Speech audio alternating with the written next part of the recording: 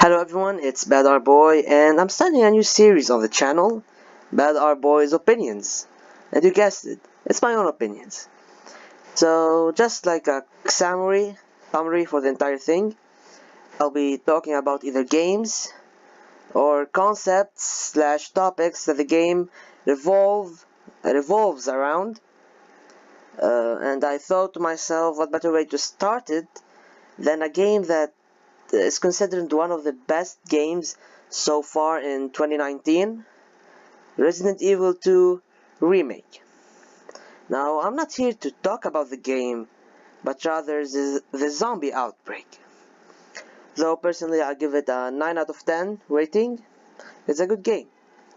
So before we start, I just want to say that this video will have spoilers for the game, for Resident Evil 2, and if you haven't played it yet, I highly recommend go and check it out. It's okay, just not beautiful, it's fantastic. It's a fantastic game. And one more thing, this video might have some depressing and sad topics. So if you are easily triggered, easily disturbed, or you're just going through a lot of stuff right now that you don't need someone to throw pessimistic shit in your face, I highly recommend you leave the video. But if you want to stay, welcome aboard. It's a free internet, after all, yeah?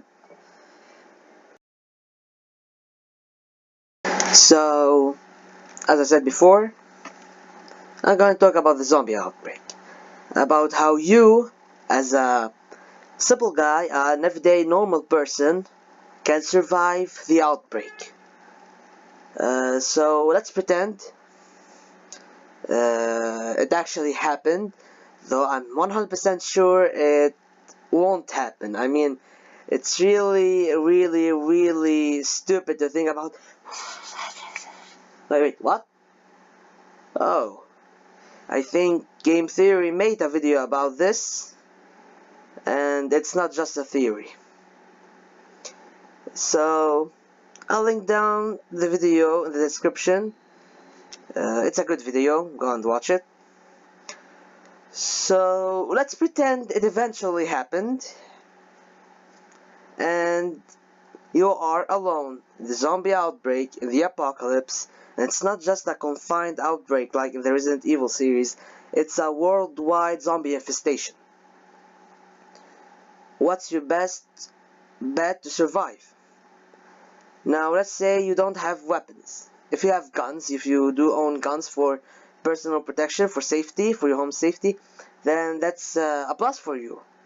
You already start off with an item that can protect you in the apocalypse. But if you don't have any weapons, you're going to think about going somewhere that actually has weapons. Somewhere safe, protected, and guarded. Your best bets are medieval fortress. It's easy if you are from Europe. It's not if you are from outside Europe. Your second option is a military base. But if you guys have ever watched a zombie movie, I think any kind of horror movies or games, you know the military won't be that much of a help. They'll probably be a pain in the ass, because even though there isn't a huge conspiracy going behind everyone's back, being done by the military will still see you as a threat, and will most probably shoot you. Not to forget that military bases are usually outside of cities, like really far from any inhabitable area, except if you are in a small country. So I guess you can go to a military base. I don't know, but it's still too risky for you. You need something you can easily go to, and you have better odds to survive there. So you go to the police station. Now, going to Resident Evil 2, you play as either Leon or Claire, and these guys are two unfortunate survivors in the zombie-infested Raccoon City. So what the first thing they do, after of course escaping the hordes together and reaching the city, they head towards the police station. And they find out it's also infested with, it's also crawling with the undead. So you might think, oh, well, that's a bad idea. But nope, logically, it's a good idea. Because for one, the police will be less likely to shoot you on sight. Two, it's easier to get there. In big cities, small cities, villages, there's always police departments. You can always go there and hide. It's easier to get to. And three, even if the place is crawling with zombies, even if there's no survivors inside the station, at least there are weapons. Even if a single shotgun, but you need everything that can help you to survive. Now you have prepared a plan. You want to go to the police station nearby in your city, or your village, or whatever. How are you going to go there? You might have a car, you might have a vehicle, but it's a bit hard to navigate around the city with vehicles in apocalypses. So you'll have to walk on foot. Especially if it's really close to you, you'll have to walk on foot. So you need to prepare yourself for the journey. First of all, get a weapon. If you don't have a gun, get a kitchen knife. If you don't have a kitchen knife, get any makeshift weapon you can get. Maybe maybe a pipe, maybe a chair, basically anything that can be used as a weapon to protect yourself. Then you have to walk across the zombie-infested city. And as we all know, almost all the deaths in zombie movies are because of zombie bites. And you don't want a zombie to bite you, so what you have to do is make a makeshift armor. Especially on your arms, legs, shoulders, and neck. So what do?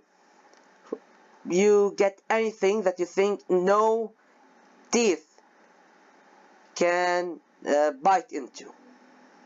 You put it on your arms, you roll it around your arms, legs, maybe use some, I don't know, some scrap metal to protect your shoulder, and your neck, of course, especially your necks. I mean, they can try to bite your arm, you're already armored, they can't. They try to bite your leg, to bite your shoulder. But if they bite into your neck, it'll be a problem, because it's not about being bitten in the neck, it's about more the pressure they make on your neck. So you might be in a very unfortunate situation where you're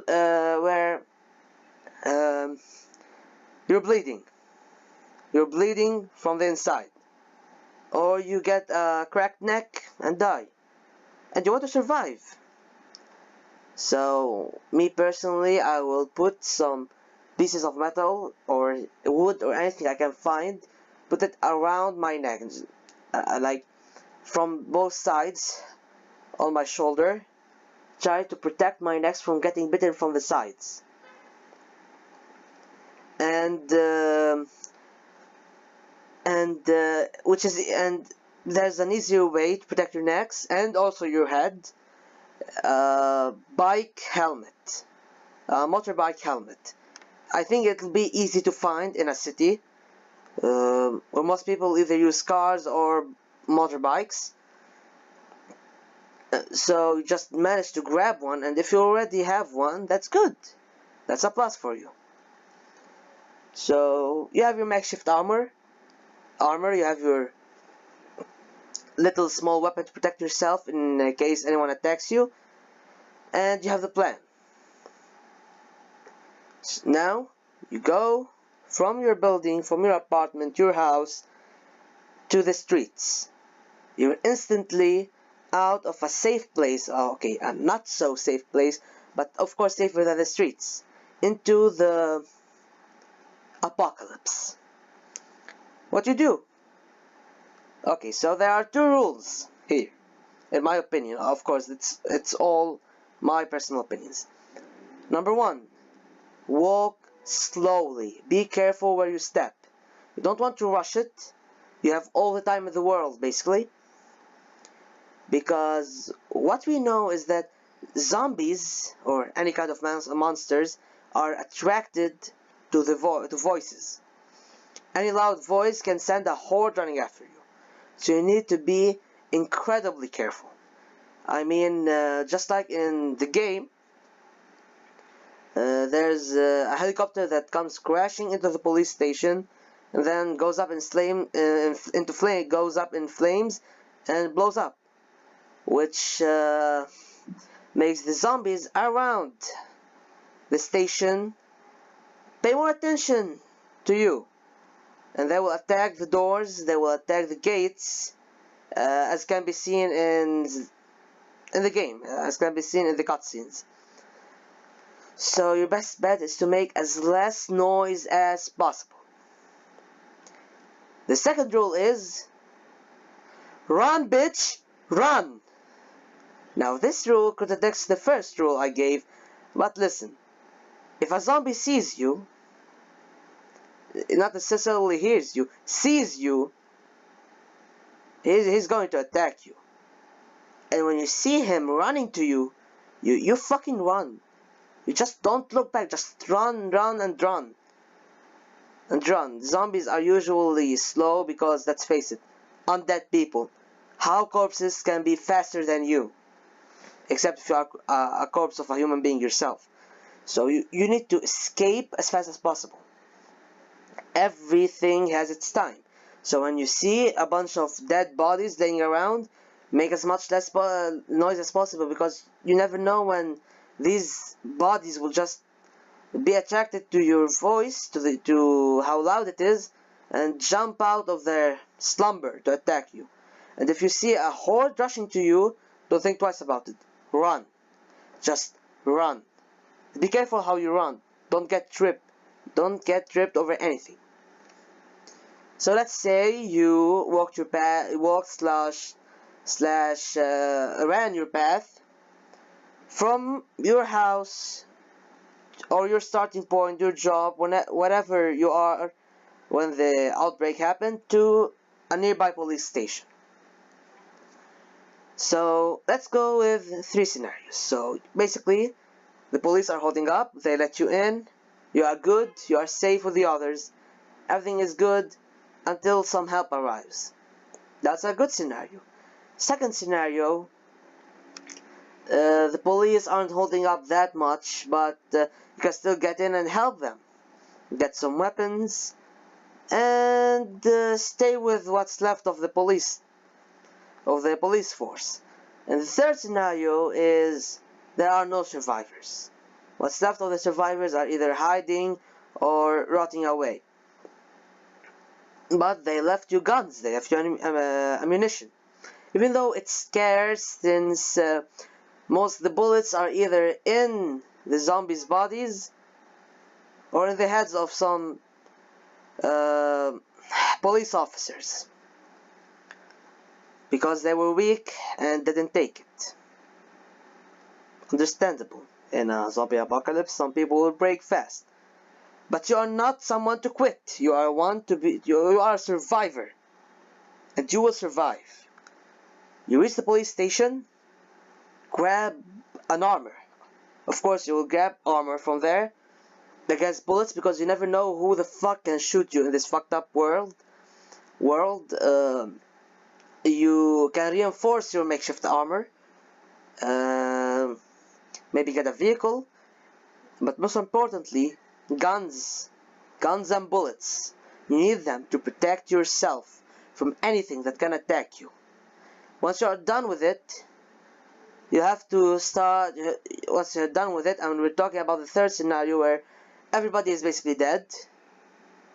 You have to think of a new plan. By now you would have also encountered some zombies and made your way past them, and what doesn't kill you only makes you stronger. So now you're done with zombies, you have reached the police station, rearmed yourself, prepared yourself for your next journey. You need a plan. The plan is get out of the city. Logically, you'd want to get to a place where zombies can't catch you. And let's just think it logically. The zombies would be in cities, villages, wherever there's a lot of people, wherever there's people at all, there's zombies. So if you know a nearby forest, nearby woods, some old ruined cabin, a small village, just head for it. Don't go to big cities, small cities, villages. No, just stay away from them. Go to small villages in the rural areas. Stay away as much as you can from the main roads, because on main roads there are more people, and when there are more people there are zombies. Of course, that won't make you forever hidden from the zombies. That doesn't remove the possibility of zombies being there, but you are going now to do anything you can to survive. You're counting on every single thing that might save you. Now you want to escape the city. Of course, you are a native to the city, so you know how to get out of there. You get food. Of course, around you there'll be like 1,000 shops. You can get food.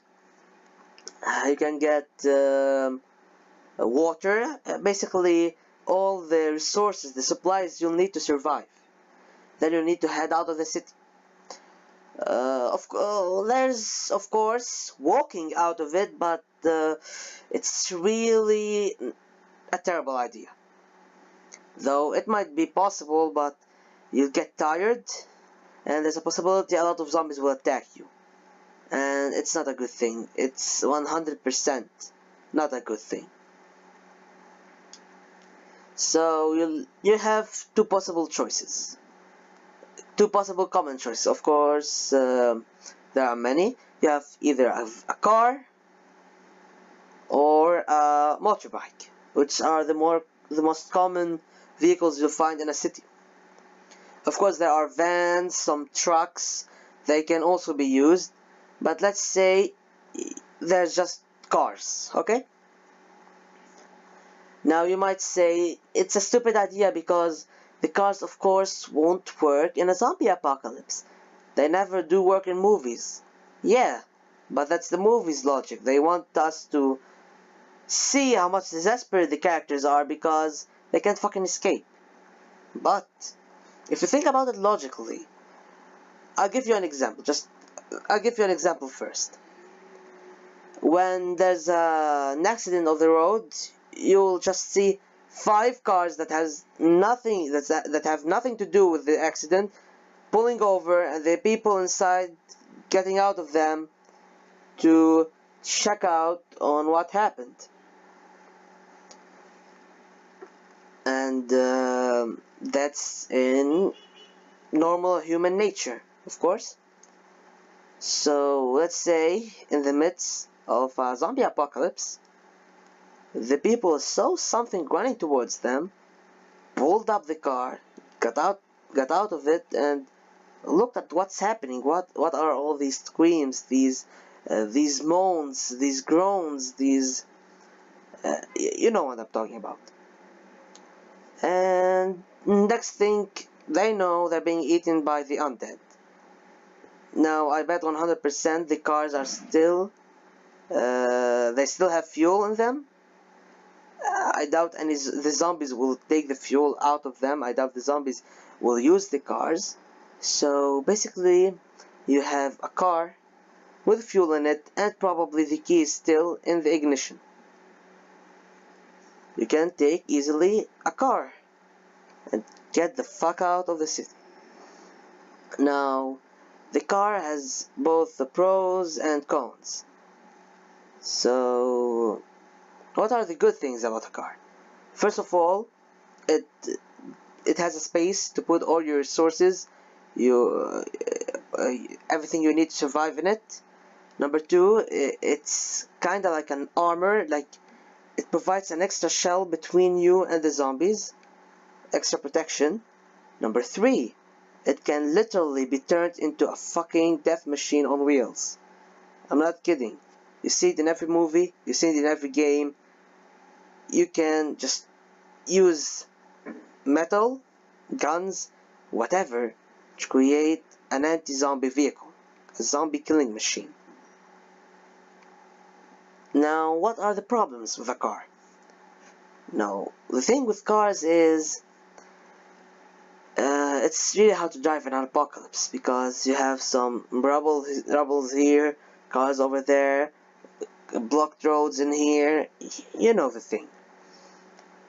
And you can get surrounded by a car, you'll be a big target for the zombies, you'll be of course slower because of the roads, and you might even just fall in a hole or something and the car and you get stuck, so the car is might look like a terrible idea. So what other options you have? As I said, the motorbike. The motorbike is good, it's fast, has more agility, it can basically climb anywhere, almost anywhere of course, and if you know how to drive it, that's amazing. You have a plus to survive. You have more odds of survival. And even if you don't know, you can just learn. Just like this. Just want something to get you out of the city. Safe. Now, the motorbike is fast and agile, of course. It's easier to navigate in the apocalypse on the destroyed, broken roads. But the problems with bikes, I refer to them as bikes. The problems with these bikes is that number one, they don't have enough space to put your shit in it. Number two, it's on it, you are just you versus the zombies. Okay, you are just you against the zombies. There's nothing in between. Number three, it makes a lot of noise. Now you may argue that cars also make noise, but we're talking about anyways, as I was saying, the bikes cause a lot of noise, and you might argue that the cars also cause noise, but that's just in the really the rich people's cars, the rich folks' cars, because you know, like the Lamborghini, the Ferrari, they make a lot of noise, yes, but you're an average guy in a middle class city. You won't just find a Ferrari laying around. So I think the car causes less noise than the bike. Whatever you choose, it'll just take you out of the city. You just need sunblock and you're out of the city. You're heading your way to an isolated place to hide in it. And you reach that place. There are less zombies, though you sometimes you fight the zombies, but it takes like between fight and fight there's like 3 days in between, so there's not enough, there's not a lot of zombies in the area, and that's good for you. So you're in this cabin, building, house, whatever, alone. You are there, sitting in an isolated place with what you have from water and food. And now a quick breakdown for what you need to survive in the wild. A human being, any person, can survive 3 weeks without food. And I won't say he'll be in good shape these 3 weeks. Probably he'll be laying on the ground, unable to move. But he'll still be able. He's still alive, preparing himself to death. But he's still alive for now. He can stay 3 days without water and 3 hours without shelter. Now you already have a shelter. You're already in a shelter. But is it safe? You never know. Because you never know when a zombie can attack you. You're always nervous about it. You're always looking left and right to prepare yourself for a possible attack. You won't be able to sleep because you know maybe if you sleep you wouldn't wake up. So you're always cautious. You're always looking for the beast that will attack you. And that can be a big problem. It's not a simple, it's a huge problem. A really huge problem. Because a human being can survive 3 days without sleep. Of course, it's because the nervous system will start getting tired and will eventually shut down. The nervous system is what commands your body, whether it's what makes your body move. So, if you want to move your hand, your brain sends a message to your hand's muscle in order to move it. Now that is intentional command. There's also unintentional commands, like your heartbeat, or how your kidneys work, or how anything inside or how blood works. Oh no, I don't think blood has anything to do with the nervous system. Anyways, the brain gives unintentional orders, and unintentional, that means you do not order your heart to beat, it just happens naturally. And if the nervous system is down, basically your entire body will shut down. Staying all the time nervous, all the time on your toes, being afraid of something attacking you, it really have a toll on your mental and physical health. Let's not forget that you might be the only survivor on the face of the earth. You may never know. You cannot get in contact with survivors because, let's face it, all lines are cut. You can't be sure if there's survivors because you cannot get in contact with any. And knowing that you are just alone there, and even if people will come around, they might be there to kill you, to take what you have of food and water and weapons. Speaking of these three, slowly but surely you start losing food. You start losing your supplies. I mean, even if you just regulate how much you eat, how much you drink a day, if you even if you are very resourceful with what you have, you will eventually run out of food and run out of water, and from the occasional skirmishes with the zombies, you'll run out of bullets. Of course, you will from time to time go around this isolated area to the closest village you can find to get food and water. Would it be successful? Would you be attacked? You never know, but you try. And you are successful. And you can survive for a longer time. But eventually you just run out. You might sometimes pass out, then wake up alive, but you will always wonder what could have happened if someone attacked you while sleeping. All of this will just uh, can it can break you, and you're not a soldier. You're not someone with experience, military experience that is actually built up to face these situations. People in the military, soldiers, are trained to face situations like this.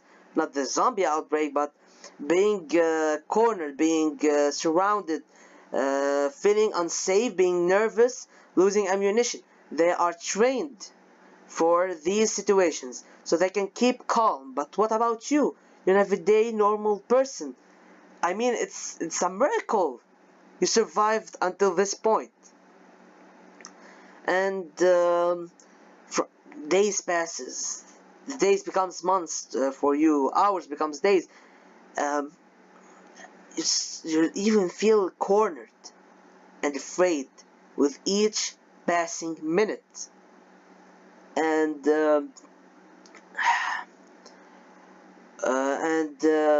one time you'll sit in a corner. You'll be checking what's left from your resources, what's left from your munitions, your food, your supplies. Check your gun, and you'll notice there's still one last bullet left in the magazine. And without knowing it, the gun will be pointed to your head with your finger on the trigger. Then bam! Everything fades to black. I mean, it's sad, yes, but that's a huge possibility in a zombie outbreak. Because you'll start feeling that the dead ones are the lucky ones. The last signs of life, and life between quotations, on the face of the earth are either getting eaten or eating. So you are maybe the last surviving man on the face of the earth. You never know. You just find that it's just not worth it. Not worth it. I mean, even if you do survive through it, what's left from this world? Society as we know it is broken. Everything we built up through history just gone in a blink of an eye. Everything changed forever. And it's not like with killing all the zombies, if that's even possible around the world, that this thing will be stopped. I mean, think about it. How most zombie apocalypse scenarios does the outbreak start? How does the outbreak start in Resident Evil 2? The T virus and the G virus. These are viruses. You cannot control them. They can be in the water. They can be in the air. Maybe you are already infected and just denying it. There's no stopping for it. What would governments do if there's even any more governments left on the face of the earth? As I said, there's nothing left. It's the apocalypse. It is the end of the world. I mean, in Resident Evil, I think sometimes in the series it becomes a worldwide outbreak, and the last thing the heroes do is bring injustice to the world by defeating the reason behind all of it. I might be very wrong. I haven't played through every single game of the Resident Evil series, but I know that most of the outbreaks are confined in quarantined cities or zones. I know that already, but let's just talk about it. Okay, so What does Claire and Leon do? They defeat Umbrella, they destroy Nest, unintentionally destroy Nest in the game, and trying to stop the reason of the outbreak. And even if that doesn't solve everything, just bring some justice to the world. That's it. Nothing less, nothing more. And eventually they do escape, but and in Resident Evil 3, the Raccoon City gets nuked. But hey, did it end there? No. It kept coming back. It kept coming back. So even if you try to be a hero, defeat the source, and probably there's not even a source, a human-made source to say. Let's say that there are no governments responsible for this outbreak, no evil companies responsible for the outbreak. It's just nature fucking us over because we fucked with nature too much, and we put our fingers somewhere where they don't belong. We are destroying our environment. That's true. Maybe that's natural selection. Maybe that's how things goes. Maybe since we as humans became so powerful and we are starting to destroy the ecosystem is coming to bite us in the ass. That's a possibility. So in the end, as a survivor, as a logical thinking survivor, as a stressed out normal person trying to survive, you'll just start seeing the last bullet to your head as the only way out. Now I know it's sad, and it's very sad. It's depressing. I know. It's depressing. I know, and that only happened in this scenario. Okay, I'm not saying that life is meaningless. I'm probably the most optimist guy you'll ever find. The most optimistic guy you'll ever see. I love life, even though life recently has been shitting a lot on me. But then, you know, I do forgive you, life. And honestly, I think all lives matter. And even if you feel that the world is all against you, trust me, it's not. You're just thinking too much about it, believe me. Everybody's lives is meaningful. Everybody's lives matters. Even the smallest lives matter on the face of the earth. And I was just talking in a situation where literally the entirety of the world is gone. There's nothing anymore. So that's that. Yeah. And if you do feel alone, if you do think about bad stuff, you're going through terrible things lately, go and seek help. There's always help. Don't never say there's no help.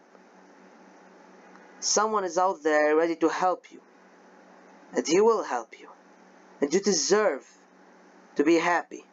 Everyone deserves to be happy. Yeah. And that just was one scenario. You could probably have found a safe place to hide. No zombies attack. There are enough water and food to help you through the entire apocalypse. And the apocalypse is over, like, I don't know, in a couple of years, because I mean, come on, they are corpses. The zombies are corpses. They just rot away, become skeletons, and fall off. By logic. And I know they need insects to decompose them, but it's easy. I mean, it's easy to have insects crawling through you if you are a zombie that only... a mindless zombie that only cares about eating flesh. And eventually the zombies would starve. I mean, imagine the entirety of the people are zombies. What would they eat? I never saw a zombie eating another zombie in the game. I just saw some zombies eating a guy, then the guy turned into a zombie because they ate him. So that's that. Yeah.